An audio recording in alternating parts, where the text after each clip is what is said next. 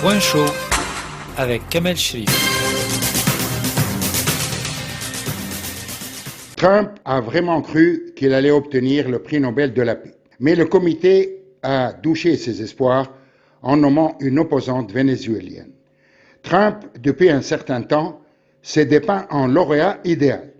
Selon les experts, si son activisme diplomatique est avéré, ses contributions pour la paix restent limitées. C'est vrai, il a mis tout son poids pour arracher un cessez-le-feu entre le Hamas et Israël. C'est vrai, il a poussé les deux parties et leurs médiateurs, à savoir l'Égypte, le Qatar et la Turquie, à conclure rapidement un accord. Mais le comité Nobel, composé de 5 membres nommés par le gouvernement norvégien, assure prendre ses décisions en toute indépendance du pouvoir politique. Face aux pressions incessantes de Trump, le comité a revendiqué sa liberté de décision. Les 4 présidents américains l'ont déjà reçu. Il s'agit de Roosevelt, de Wilson, de Carter et de Barack Obama. Alors inutile d'imaginer la déception de Trump qui avait déjà donné le ton en indiquant que s'il ne reçoit pas le prix de Nobel, ce serait une insulte pour la première puissance mondiale. Le président égyptien, le premier ministre israélien et le président ukrainien se sont inscrits dans la même logique en plaidant pour que Trump reçoive le prix Nobel 2025. Peine perdue, peut-être en 2026. Prix Nobel ou pas, Trump, qui a souvent le triomphe facile, peut revendiquer à bon droit l'accord de cessez-le-feu signé entre le Hamas et Israël. Le monde entier salue ce premier pas, mais reste logiquement prudent. Cette première phase est un moment de soulagement essentiel pour les Gazaouis, mais un grain de sable peut enrayer le processus. Et cela, l'histoire, qui peut se répéter, nous l'enseigne.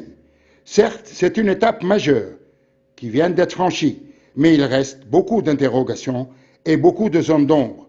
D'ici lundi, tous les otages vivants et morts seront livrés à Israël. Quant à l'armée israélienne, elle doit se retirer des zones où elle est déployée. Mais gardons le contrôle de 53% de Gaza. Les Gazaouis, qui ont échappé miraculeusement à la mort depuis 2 ans, n'entendront plus le bruit des bombes. Le cessez-le-feu est entré en vigueur.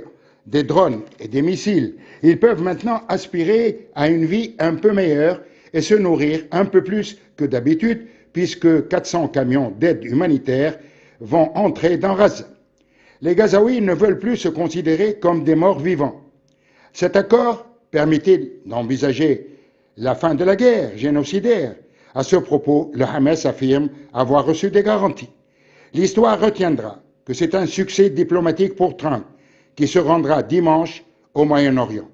Il croule sous les félicitations et les honneurs. Maintenant, il faut espérer que cette première phase se passe dans de bonnes conditions, car les phases suivantes seront très difficiles, et c'est pourquoi il y a un optimisme modéré. Rien ne garantit pour l'instant que la guerre touche à sa fin. L'accord a le mérite d'exister, mais reste flou sur plusieurs points pour crier victoire. C'est un accord de cessez-le-feu et non un accord de paix.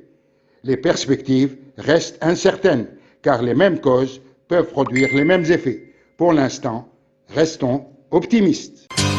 Point chaud avec Kamel Cherif.